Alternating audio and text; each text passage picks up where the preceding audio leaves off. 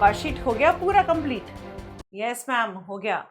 अच्छा चलो, आज हम एक नया चैप्टर शुरू करते हैं और ये चैप्टर बेसिकली कॉस्ट शीट से रिलेटेड ही है और इस चैप्टर का नाम है reconciliation of cost and financial accounts. So obviously किसी भी चीज को रिकंसाइल कब करते हैं? जैसे सपोज करिए आपके दो फ्रेंड्स लड़ रहे हैं और दो फ्रेंड्स आपस में बोलते हैं कि जी हमारे को भाई इसकी फाइटिंग हो रही है, उसकी फाइटिंग हो रही है, और आप क्या कर रहे हैं बीच में? नहीं नहीं, बंदर नहीं बनना। क्या बनना है? रिकंसाइल करा रहे हैं। तो रिकंसाइल कब होता है? जब कोई फाइटिंग होती है। तो जब दो अकाउंट्स यहाँ पे फाइटिंग करते हैं, कौन से अकाउंट्स फाइटिंग कर रहे हैं? Cost accounts and financial accounts, ये दोनों के दोनों फाइटिंग कर रहे हैं। किस बात पे फाइटिंग कर रहे हैं बताती हूँ मैं अभी आपको। And now we have to reconcile, हमें क्या करना है? इनका रिकंसिलेशन करना है। सो ये वो बैंक रिकंसिलेशन नहीं है, ध्यान रखिएगा, this is reconciliation of cost and financial accounts. So लीजिए जी, मैं रेडी हो गई। सो लेट्स सी, आते हैं, स्टार्ट करते हैं। रिकंसिलेशन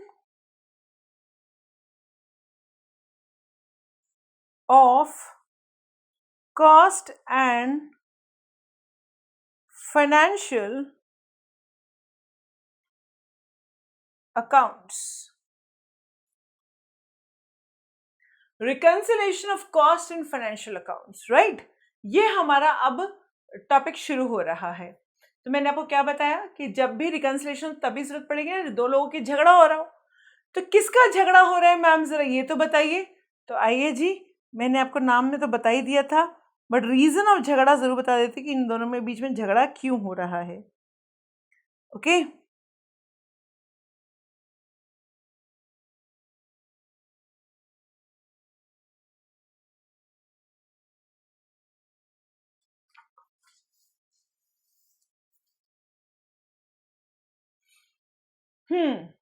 सो मैं आपको लेके जाती हूँ सबसे पहले profit of cost accounts and दूसरा profit of financial accounts, right? ये दो चीजें हैं जो हमें देखनी है, profit of cost accounts and profit of financial accounts. इन दोनों के बेसिस पे हमें काम करना है। क्या डिफरेंस है इन दोनों में? तो सबसे पहले हम देखते हैं, there are certain expense which are there in P&L but not in cost accounts।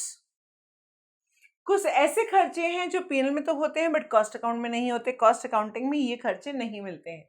और ये चीज मैंने आपको कॉस्ट शीट में बताई थी। बताओ कौन कौन से खर्चे हैं? Yes ma'am, income tax. Income tax financial में आता है बट कॉस्ट अकाउंट में नहीं आता है। कोई भी इंटरेस्ट नहीं आता है, कोई डिविडेंड नहीं आता है कॉस्टिंग में, फाइनेंशियल में तो ऑब्वियसली आता है, राइट? और बताइए, प्रोविजंस फॉर डाउटफुल डेट्स, या कोई भी तरह के प्रोविजंस यहाँ नहीं आते हैं, कोई भी तरह के रिजर्व्स यहाँ नहीं आते हैं, और कोई भी कैश डिस्काउंट यहाँ नहीं आएगा जी, कॉस्ट शीट में नहीं आएगा। P&L में तो आता था कैश डिस्काउंट, राइट? कोई भी डोनेशंस यहाँ नहीं आएंगे जी, क्योंकि हम स्ट्रिक्टली फैक्ट्रीज वगैरह की बात कर रहे हैं, हम कोई चैरिटेबल इंस्टीट्यूट्स की बात नहीं कर रहे हैं। देन गुडविल रिटर्न ऑफ, इस तरह कोई भी चीज नहीं आएगी, राइट? तो ये सब चीजें like preliminary expense return off, ये सभी की सभी चीजें P&L के लिए तो नॉर्मल है, P&L में तो आती ही हैं बट कॉस्ट शीट में नहीं आती हैं। सो हुआ ना झगड़ा शुरू इनका। कॉस्ट शीट बोलते मैं नहीं लूंगा और P&L बोलते भाई मैं तो लेता ही लेता हूं, ये तो मेरी प्रॉपर आइटम्स है, इनको तो मैं लेना ही लेना है। अब एक आइटम ऐसी भी है जो कॉस्टिंग में आती है बट फाइनेंशियल में नहीं आती। So item, you can say expense taken in cost accounts and not in financial। Costing में आता है बट फाइनेंशियल में नहीं आता है। ऐसी कौन सी चीज है जो यहाँ पे काटा है? इसका नाम है बेटा अपॉर्चुनिटी कॉस्ट।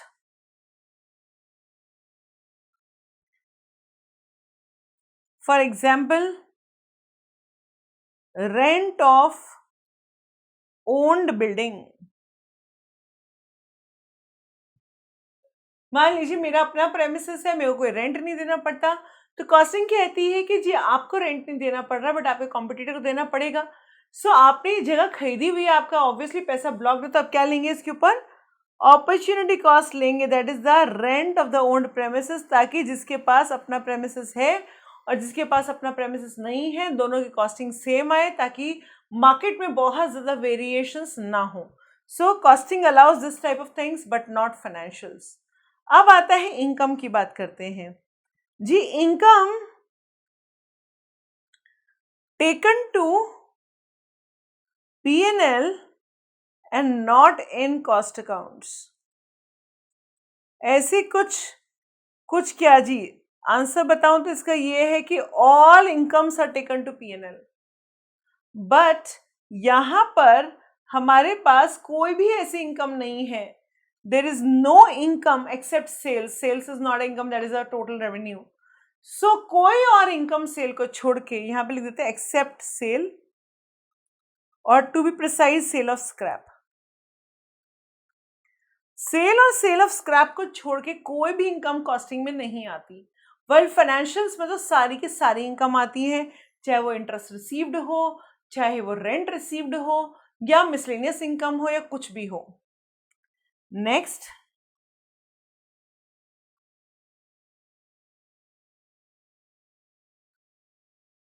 हाँ जी, finish goods. Finish goods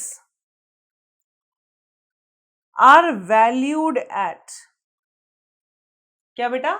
finish goods are valued at. Finish goods की क्या क्या वैल्यूएशन हुई थी? तो finish goods are valued at, अगर हम कॉस्टिंग की बात करेंगे तो हम बोलेंगे कॉस्ट ऑफ प्रोडक्शन। क्या बेटा? फिनिश गुड्स की valued at cost of production in cost sheet, but here it is valued at factory cost. Here it is valued at factory cost. So हमने क्या देखा? फाइनेंशियल में तो हम फैक्ट्री कॉस्ट पे वैल्यू करते हैं फिनिश गुड्स को, बट कॉस्टिंग में यही चीज हमने कॉस्ट ऑफ प्रोडक्शन पे देखी थी। और अगर एक और बस लास्ट आंसर आता है कि जी कोई भी खर्चा जो हमारे ओवरहेड्स हैं, right, overheads are considered on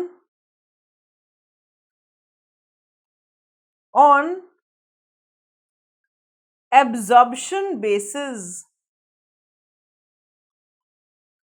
क्या बेटा?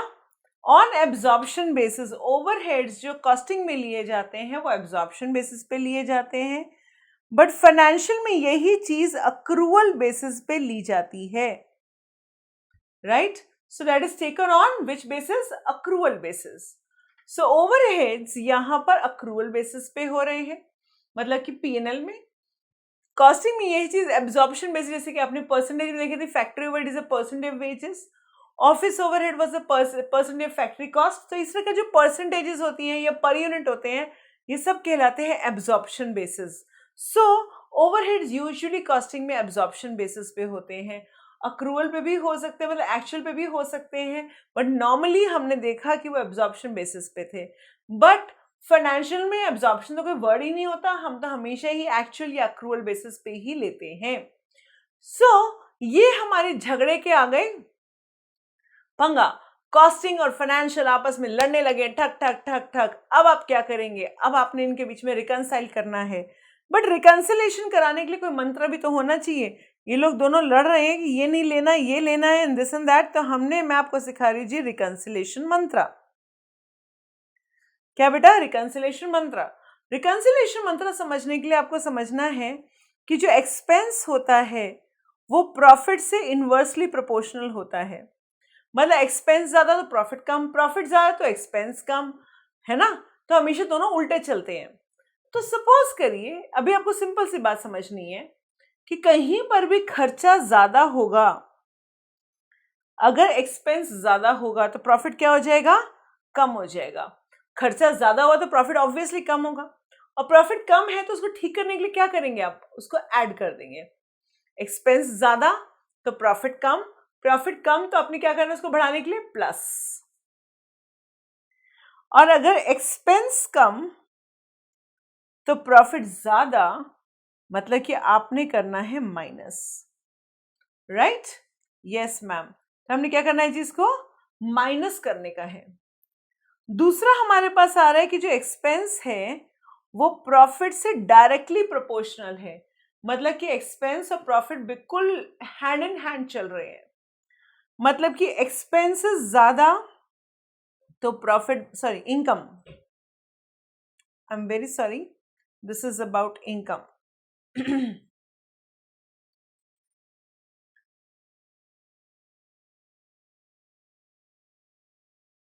इसको चेंज करना है यहां से, ठीक है, पीछे का डिलीट करना है।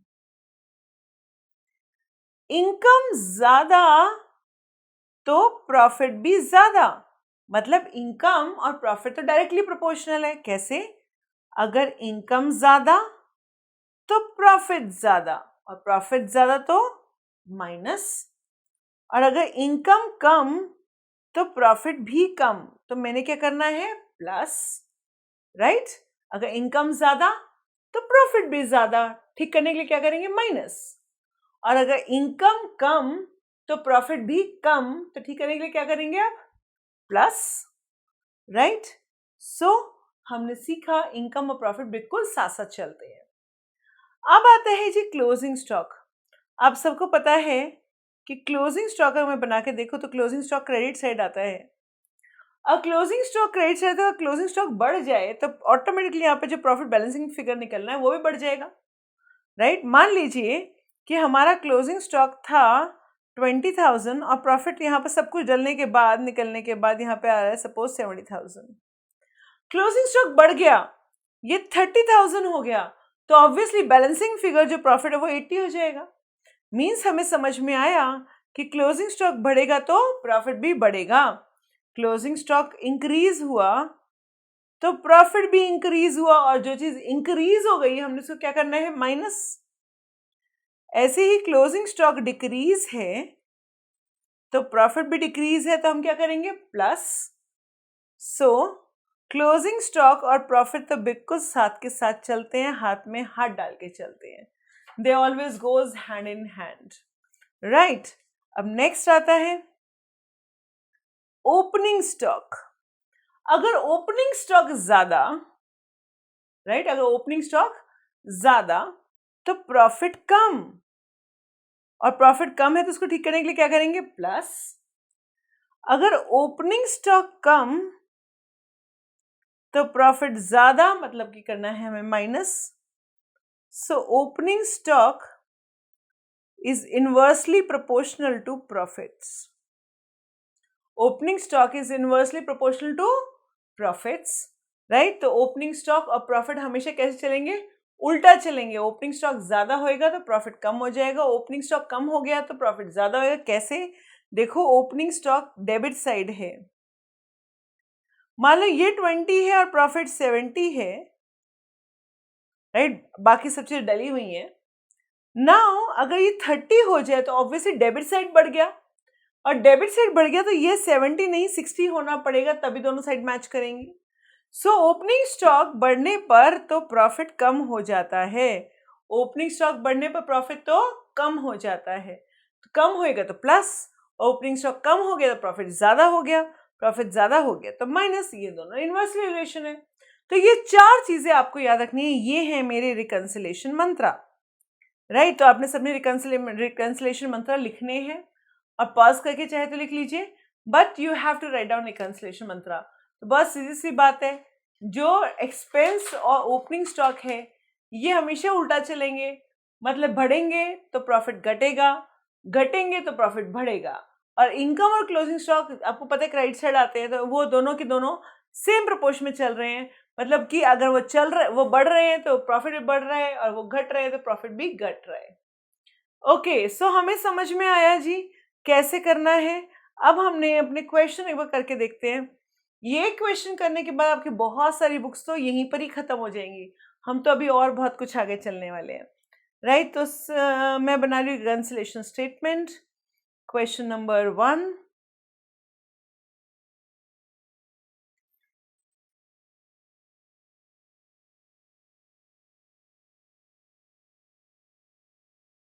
reconciliation statement.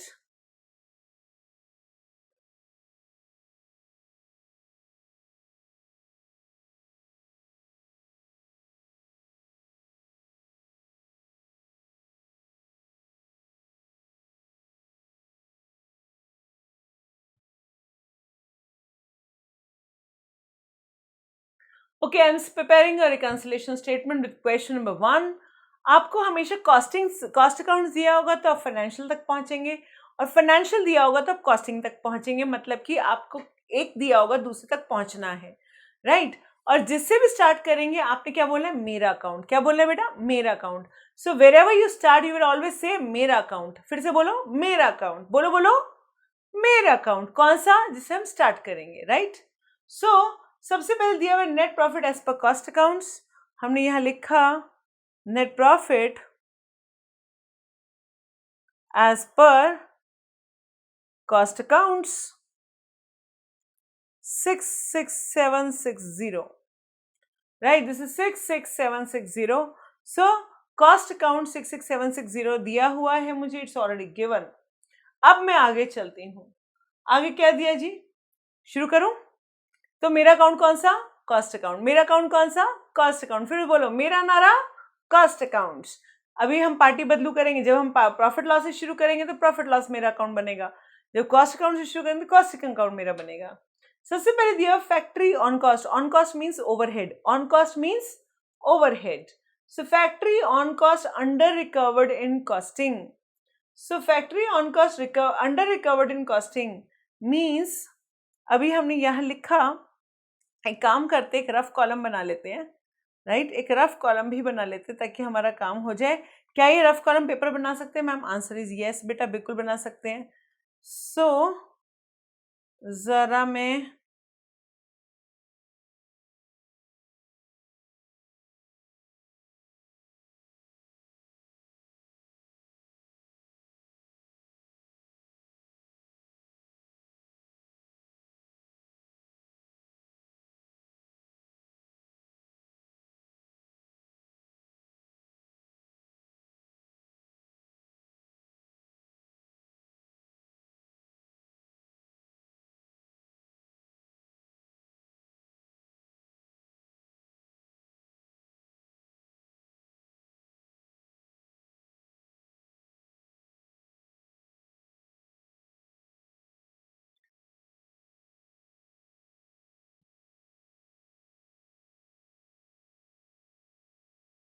हाँ जी, यहाँ पे हमने बना लिया एक रफ कॉलम।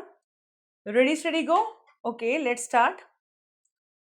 सबसे पहले factory on cost under recovered. देखो पूरी लैंग्वेज समझने की जरूरत नहीं है, आपको समझना है कि क्या है factory on cost. On cost मतलब ओवरहेड। ऑन कॉस्ट हमेशा ध्यान रखना is a synonym of overhead. On cost का दूसरा वर्ड क्या है, ओवरहेड।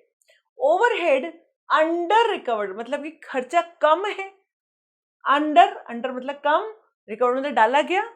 सो खर्चा कम तो प्रॉफिट ज्यादा।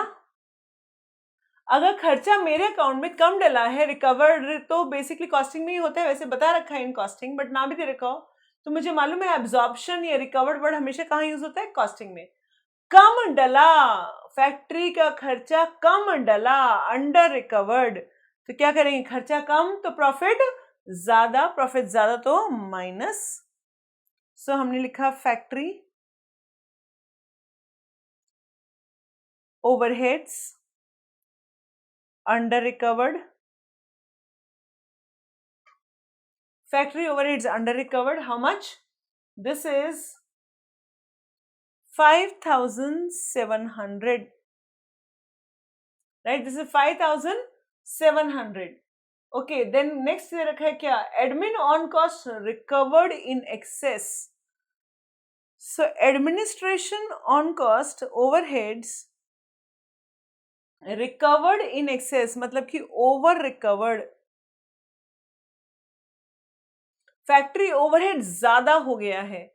अगर फैक्ट्री ओवरहेड ज्यादा है मतलब कि कह रखा है administration on cost over recovered, खर्चा हो गया ज्यादा, तो प्रॉफिट है कम, और प्रॉफिट हो कम तो क्या करना पड़ेगा, add.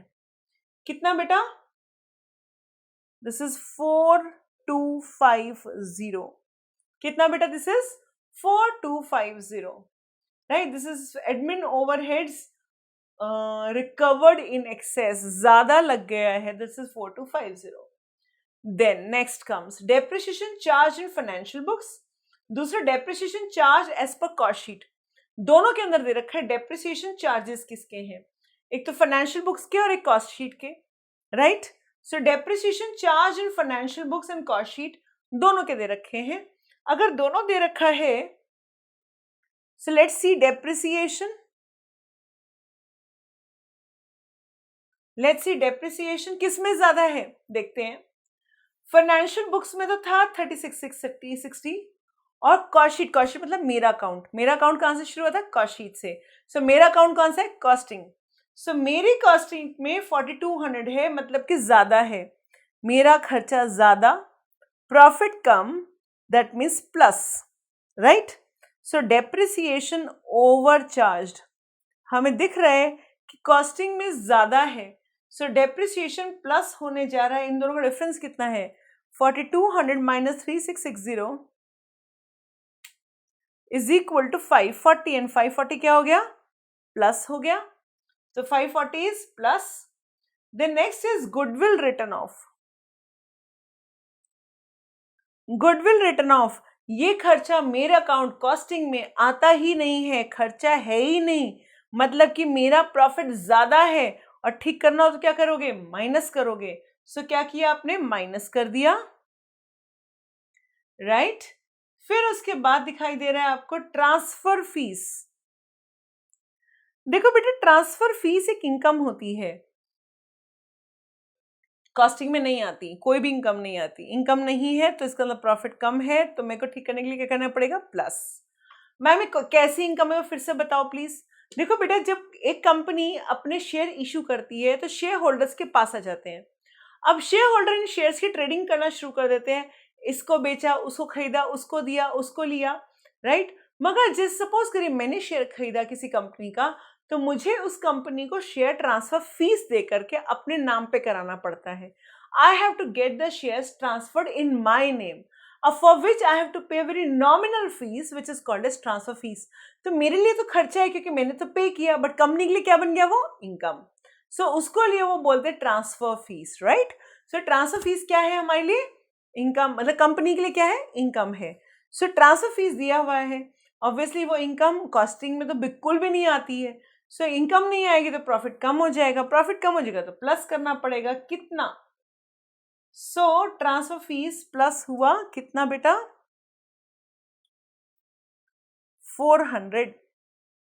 Right, then next comes interest received but not included in the costing. Interest received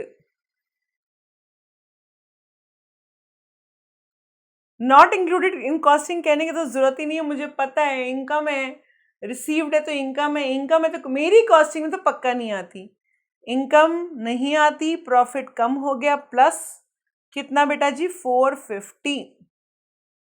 then comes income tax provided in the financial books. अब आता है income tax.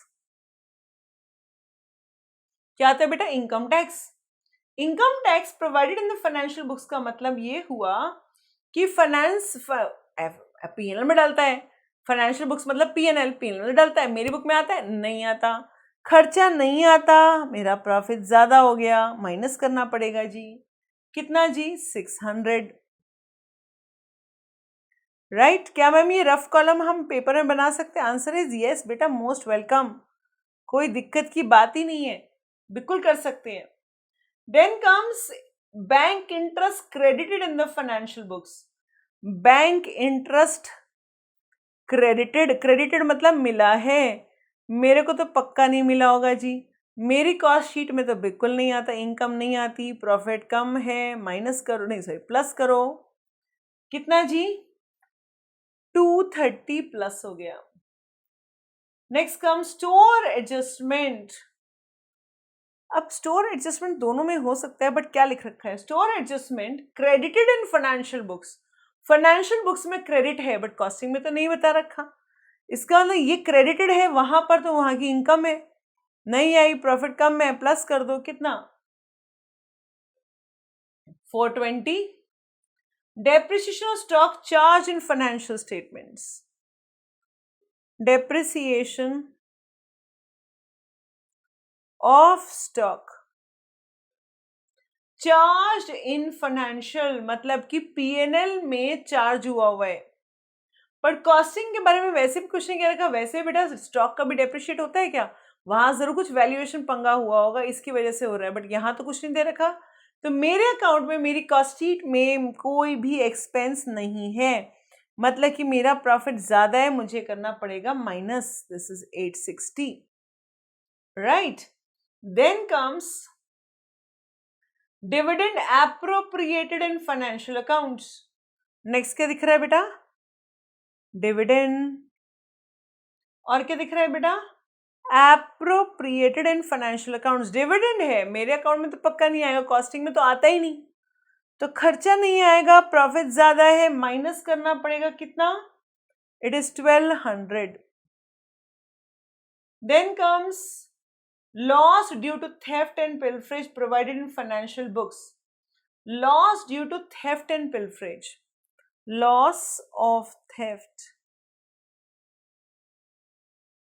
Loss of theft, क्या कह रखा है, loss due to theft and pilferage provided only in financial books, कि जो भी आपका वो था वो सिर्फ फाइनेंशियल बुक्स में डला है, कॉस्टिंग में तो खर्चा डला ही नहीं, अगर कॉस्टिंग में खर्चा नहीं डला एक लॉस हुआ, फाइनेंशियल बुक में डला, बट मेरे अकाउंट में तो नहीं डला ना, कॉस्टिंग में तो नहीं डला, बोल रखा है ओनली इन फाइनेंशियल बुक्स, मतलब मेरे अकाउंट में तो नहीं डला, डल सकता था बट कह रखा है ओनली इन फाइनेंशियल, इसका मतलब मेरे में तो नहीं डला, मीन्स मेरा खर्चा, मेरा प्रॉफिट ज्यादा, इसकी वजह से मुझे कम करना पड़ेगा, कितना लॉस हुआ है जी, ये लॉस है जी हमारा 260, लो जी 260 माइनस हो गया, इट इज 260 ना, एक बार देखते कुछ गड़बड़ तो नहीं की है मैंने,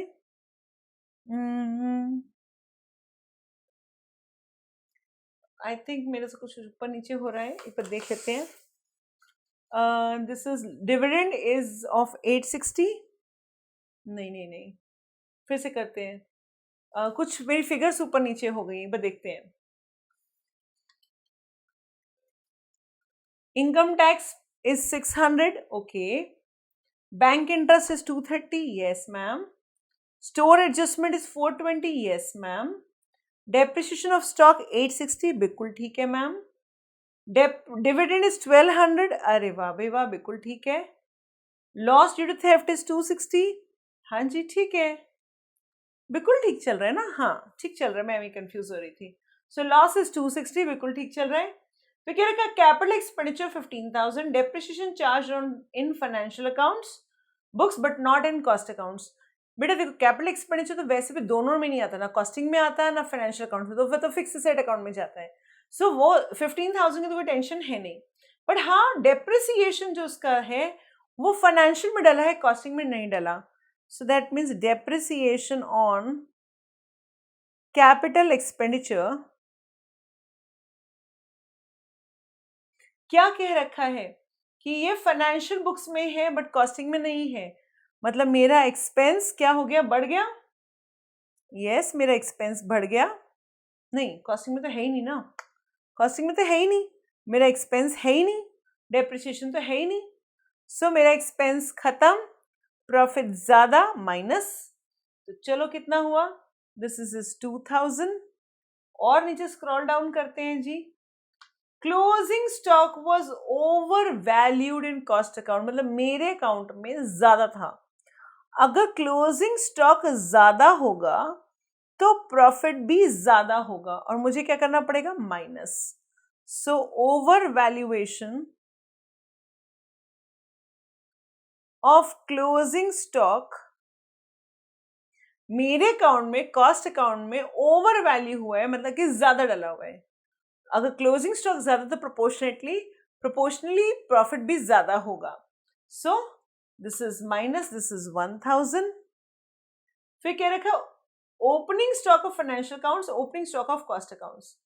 फाइनेंशियल में ओपनिंग स्टॉक था 10,000 और कॉस्ट अकाउंटिंग में था 14,500. मतलब कि ओपनिंग स्टॉक भी मेरे अकाउंट में ज्यादा ही है. अगर मेरे अकाउंट में ओपनिंग स्टॉक ज्यादा है तो प्रॉफिट क्या हो गया, कम हो गया, और इसकी वजह से मुझे कराना पड़ेगा plus. This is over valuation of opening stock, right. This is 4,500 plus हो गया जी.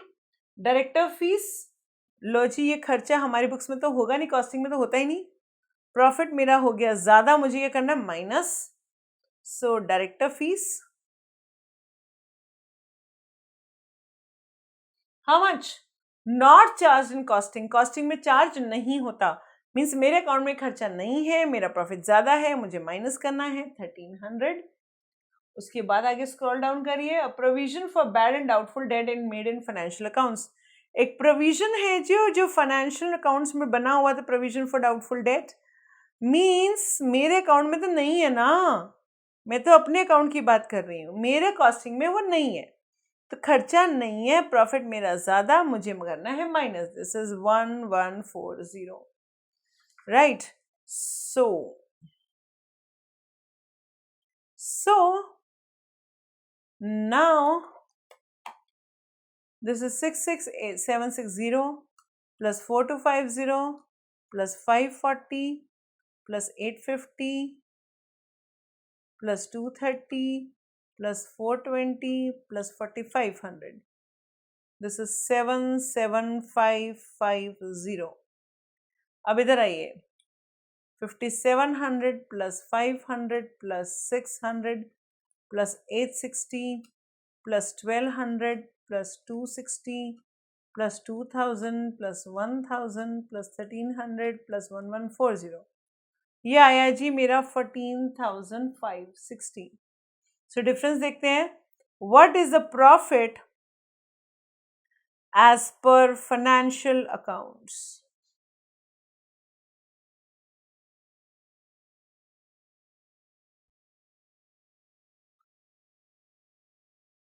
माइनस करिए.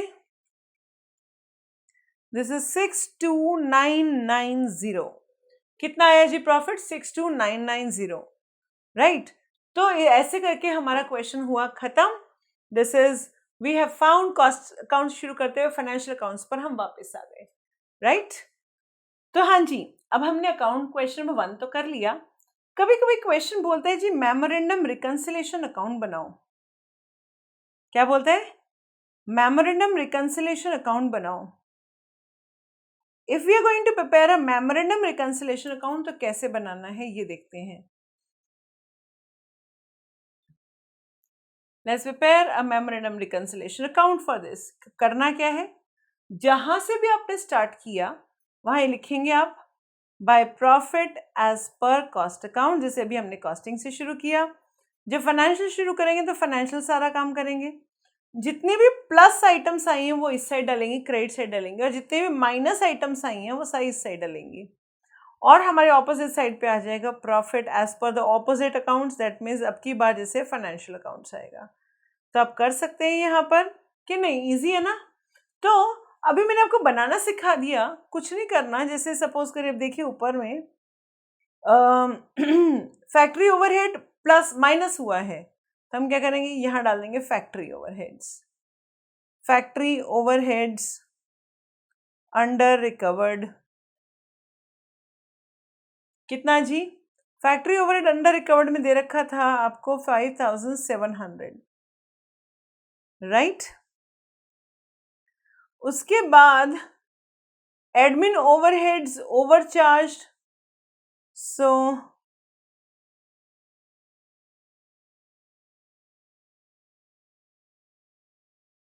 एडमिन ओवरहेड्स, ओवरचार्ज ये प्लस है, यहाँ डल गया इसका फिगर। इससे जो प्लस प्लस प्लस आइटम्स आएंगे वो सारी इधर डलती जाएंगी और जो माइनस माइनस आएंगे वो इधर डलती जाएंगी। Very simple. तो इस तरह से हमारा फाइनेंशियल अकाउंट्स यहाँ बैलेंसिंग फिगर निकलेगा। I hope you can do it, right. तो क्वेश्चन अगर आपको मेमोरेंडम सॉरी रिकंसिलिएशन स्टेटमेंट बोले तो स्टेटमेंट के फॉर्म में बनाइए, अकाउंट बोले तो अकाउंट भी कोई सीधा। मैम तो क्या पहले स्टेटमेंट बनानी पड़ेगी फिर अकाउंट बनेगा? आंसर इज नहीं बेटा। जब आप रफ कॉलम बनाएंगे तो रफ में क्या होगा, बोलेगा एक्सपेंस ज्यादा प्रॉफिट कम तो ऐड कर दो, ऐड मतलब क्रेडिट कर दो। हम बोलेंगे एक्सपेंस कम प्रॉफिट ज्यादा तो माइनस कर दो, तो माइनस करना है तो डेबिट साइड कर देंगे, अंडरस्टैंड। तो जब भी प्लस आएगा हम क्रेडिट कर देंगे, जब माइनस आएगा हम डेबिट कर देंगे। इतनी सी सिंपल सी बात है। हाँ रफ कॉलम जरूर बनेगा, यहाँ ना बनाए आप नीचे बना ले अलग से रफ वर्किंग नोट बना करके वहां पे कर ले काम, कोई दिक्कत की बात नहीं है। You understand this? Yes ma'am. So अभी हम क्वेश्चन नंबर 2 पे जा रहे हैं। हमें मेमोरेंडम स्टेटमेंट भी बनाना, सॉरी अकाउंट बनाना आ गया, रिकंसिलिएशन स्टेटमेंट बनाना आ गया। So let's do one question जहां हमें ट्रेडिंग पीएनएल दिया हुआ है और कॉस्ट शीट बनाना है और फिर रिकंसिलिएशन करना है, right. So let's see question number 2। Here Rana traders have given you the following informations from financial books for the year ended 30th June 1988। आपको देखिए यहाँ पे सेल्स दे रखा है, क्लोजिंग स्टॉक दे रखा है, ओपनिंग स्टॉक दे रखा है, material consumed and so on so fourth, आपको पूरा पीएनएल दे रखा है। अब मेरे को कॉस्ट शीट बनाना है। क्वेश्चन पूछा क्या है, नीचे देखिए रिक्वायर्ड टू प्रिपेयर में क्या लिखा हुआ है। सबसे पहले बोलता है a statement showing cost and profit as per cost accounts. That means अपने को कॉस्ट शीट बनाने का है, यहाँ हमें कॉस्ट शीट बनाना है, राइट। कॉस्ट शीट बनाने के लिए आप देखिए सबसे पहले देखिए cost of material is 26 per unit. अब पर यूनिट दे दिया, इसका मतलब यूनिट प्रोड्यूस मालूम होना चाहिए। क्या मुझे यूनिट प्रोड्यूस दे रखा है? आंसर इज नहीं दे रखा मैम। तो एक वर्किंग नोट बना लेते हैं। सपोज मैंने वर्किंग नोट बना लिया। I know that opening stock plus units produced is equal to units sold plus closing stock plus closing stock। अभी ओपनिंग स्टॉक है तो 500 मान लीजिए, यूनिट्स प्रोड्यूस्ड मालूम नहीं है,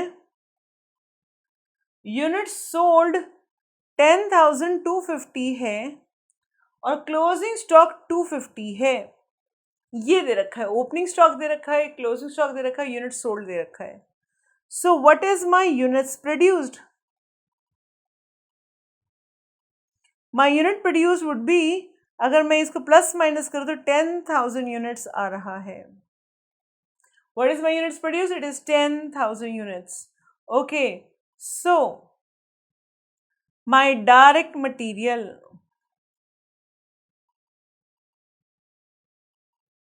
is 10,000 units into 26 per unit. This is 2,60,000. Then comes direct wages, 10,000 units into 15 per unit. It is equal to 1,50,000.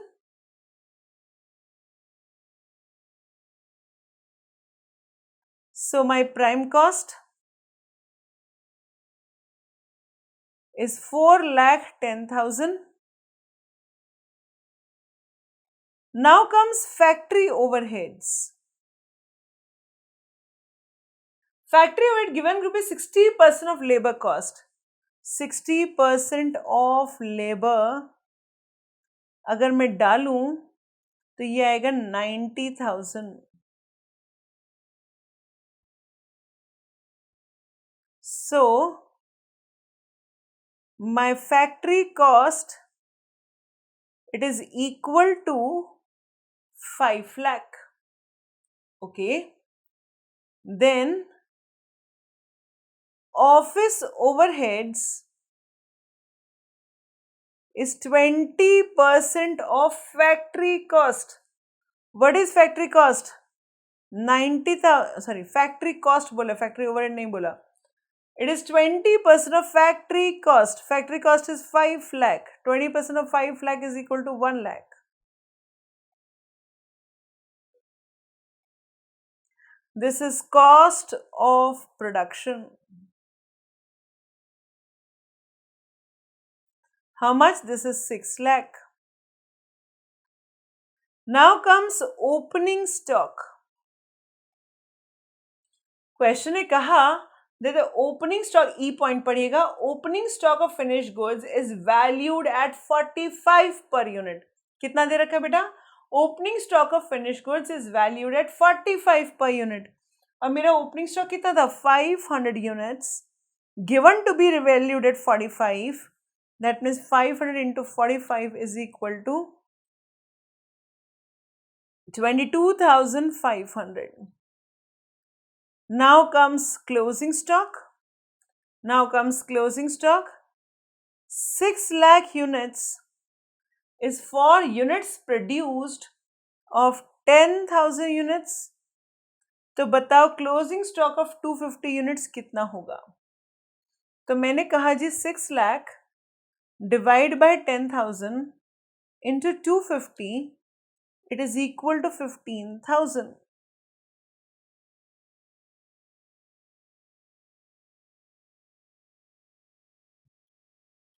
Right? So what is my cost of goods sold? What is my cost of goods sold? देखते हैं. 6 lakh plus 22,500 minus 15,000, it is equal to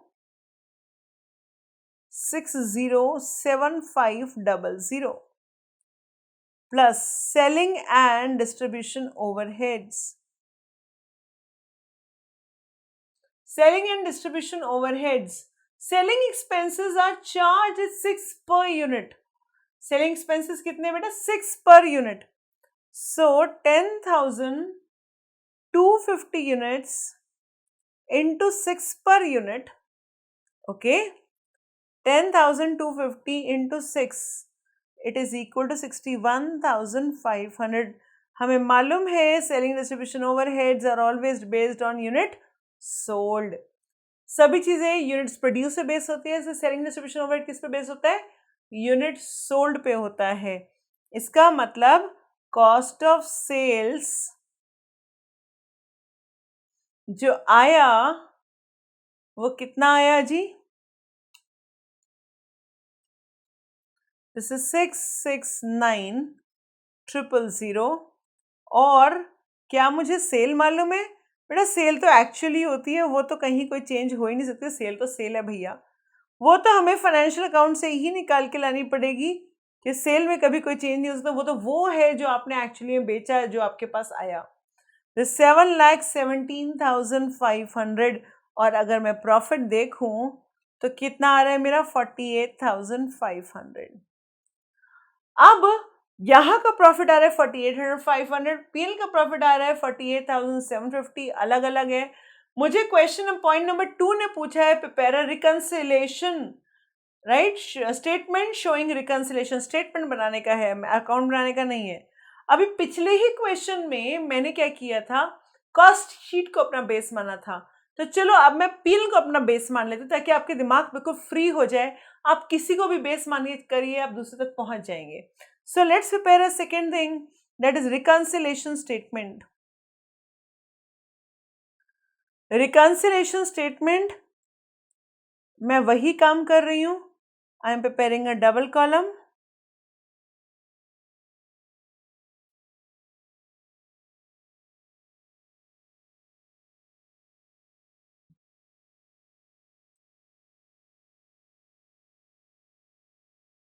Right?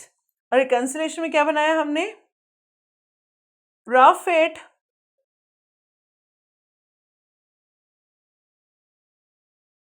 this is my rough column. Okay?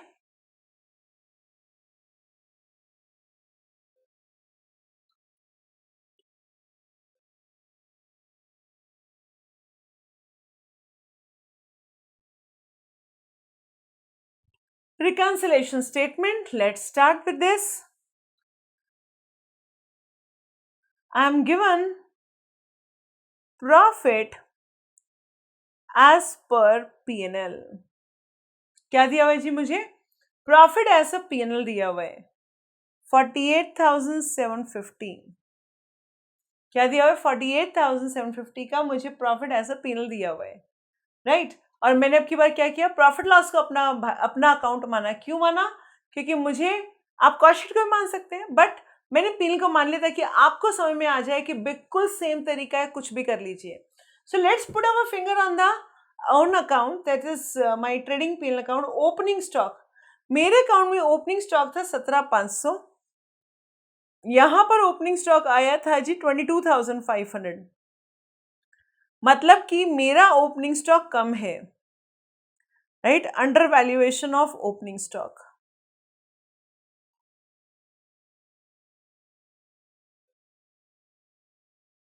Right? मेरा जो account है P&L, उसके अंदर वो कम है. कितने से कम है? वो 22,500 था, ये 17,500. दैट मीन्स मेरा ओपनिंग स्टॉक कम है, मतलब कि प्रॉफिट ज्यादा है. उल्टा चलता है ना ये तो, मतलब कि माइनस कितना? 5,000. 22,500 माइनस 17,500 इज 5,000. माइनस हो गया. अब आगे चले.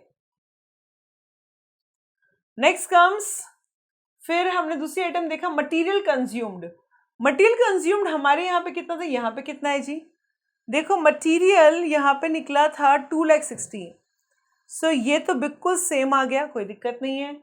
वेजेस भी बिल्कुल सेम है, कोई दिक्कत नहीं है.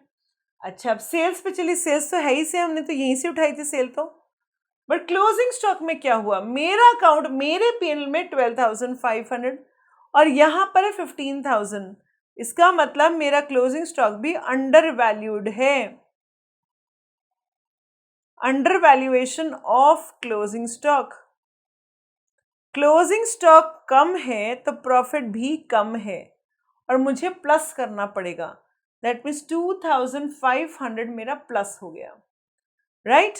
सो 2,500 ये प्लस हो गया. सो ये हो गया. नेक्स्ट आते हैं जीपी. जीपी तो क्रॉस आइटम है, कोई दिक्कत नहीं है. अब आते हैं फैक्ट्री ओवरहेड्स. मेरा अकाउंट में फैक्ट्री ओवरहेड 94 और यहां पर फैक्ट्री ओवरहेड आ रहा था 90,000. सो डिफरेंस है, हाँ जी मैम, 4,000 का डिफरेंस है. सो हमने कहा फैक्ट्री ओवरहेड चार्ज लेसर, यहां पर कम डला हुआ है. कितना? 4,000. खर्चा कम डला हुआ है. मेरे अकाउंट में 94 है. नहीं नहीं नहीं नहीं, ज्यादा है. मेरे अकाउंट में ज्यादा है भैया, आप मेरा अकाउंट जरूर भूलना नहीं है. चार्ज हायर या ओवर चार्ज, राइट? मेरे अकाउंट में 94 है, वहां कॉस्ट शीट में 90. मेरा अकाउंट नहीं बोलोगे तो गलती होगी. मेरे अकाउंट में 94 है, वहां पे कितना है? 90 है. मेरा खर्चा ज्यादा है, मेरा प्रॉफिट कम है, इसलिए मुझे करना पड़ेगा plus. That is 4,000. Office overhead देखिए जी. ऑफिस ओवरहेड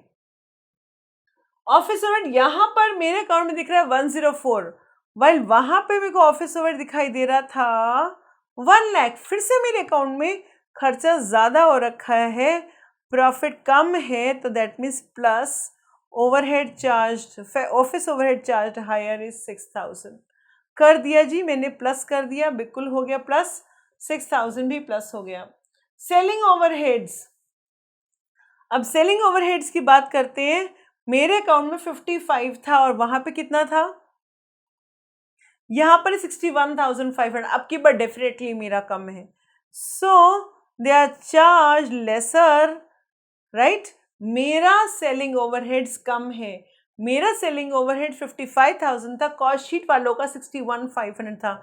डिफरेंस है 6,500. मेरा खर्चा कम, प्रॉफिट ज्यादा, तो आप क्या करेंगे? Minus 6,500, right?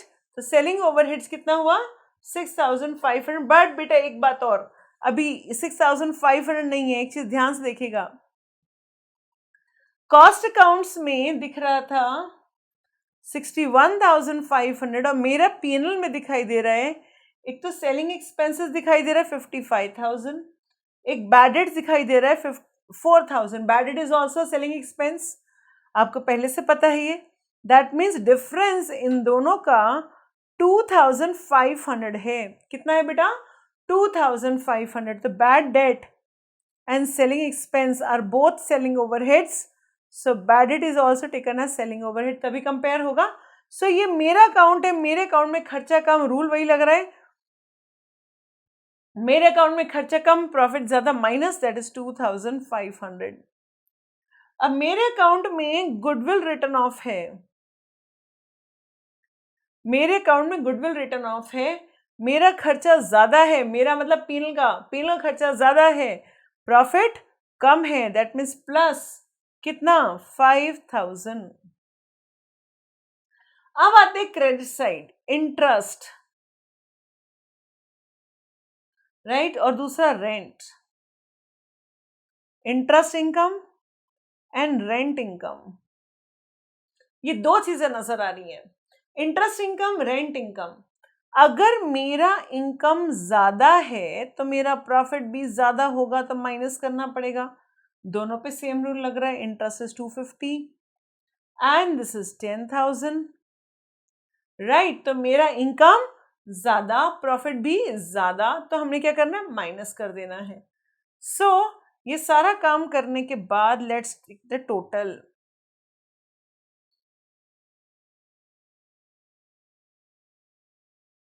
Let's take the total part, right? So this is 48,750, 2,500, then 10,000, then 5,000. This is 66,250. और दूसरा देखिए, this is 5,000, 2,500, 10,250 is equal to 17,750, right? So ये हुआ. So what is the profit as per cost sheet? Let's take out the difference. This is 48,500. बताओ बच्चों, match हो गया क्या? क्या यही प्रॉफिट है? आंसर इज हाँ मैम, मेरी कॉस्ट शीट का भी यही प्रॉफिट था. सो रिकंसिलेशन बनाना कोई मुश्किल बात नहीं है. कॉस्ट शीट तो हमें बनानी आती ही थी, पिल हमें दिया हुआ है, और उसके बाद काम करना तो बेटा बल्ले बल्ले कुछ है ही नहीं. सो आज की क्लास में हम लोगों ने क्या सीखा? आज की क्लास में हमने बहुत सिंपल चीज सीखा है, दैट इज रिकंसिलेशन. हमने रिकंसिलेशन के रूल सीखे हैं, और हमने रिकंसिलेशन का मंत्रा सीखा, डिफरेंस देखा, और हमने देखा अगर एक्सपेंस ज्यादा तो प्रॉफिट कम तो प्लस, एक्सपेंस ज्यादा तो प्रॉफिट कम तो प्लस, एक्सपेंस कम तो प्रॉफिट ज्यादा तो माइनस, है ना. तो जो अगर ज्यादा है तो प्लस माइनस कर देंगे, और कम है तो प्लस कर देंगे, बस सिंपल सी बात है. और फिर हमने प्रैक्टिकल क्वेश्चन देखे जहाँ पे सिर्फ डिफरेंस दिया हुआ था, और दूसरा क्वेश्चन देखा जहाँ ट्रेडिंग पेल दिया हुआ था, कॉस्ट शीट बनाना था. कॉस्ट शीट बनाना हमें अच्छे से आता है मैम, और रिकंसिलेशन बनाना तो अब तो बस दाएं बाएं का हाथ का खेल है. इसका मतलब मैं आगे अब बाकी के क्वेश्चन में सिर्फ आपको कॉस्ट शीट की प्रैक्टिस कराने वाली हूँ. रिकंसिलेशन तो आपको बनाना आता है, बिल्कुल आता है मैम, समझ में आ गया जी, बिल्कुल आ गया जी. अब एक काम करो, जरा एक आधी क्वेश्चन तो करके आओ, थोड़ा समझ में तो आए कि आपको समझ में आया कि नहीं आया. So your homework for the day is question number 8, right? Do your question number 8 and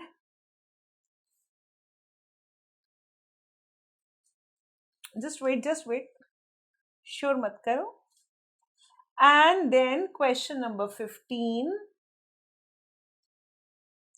right? Question number 15 and do one more thing, question number 20, right? So अभी बस इतना ही क्वेश्चन करके आइएगा. अगली क्लास में हम कॉस्ट शीट के वो फर्दर क्वेश्चंस करते हैं बेटा, and see you in the next class with further questions. So bye bye for now, see you in the next class. Revise करके आना भूलना मत.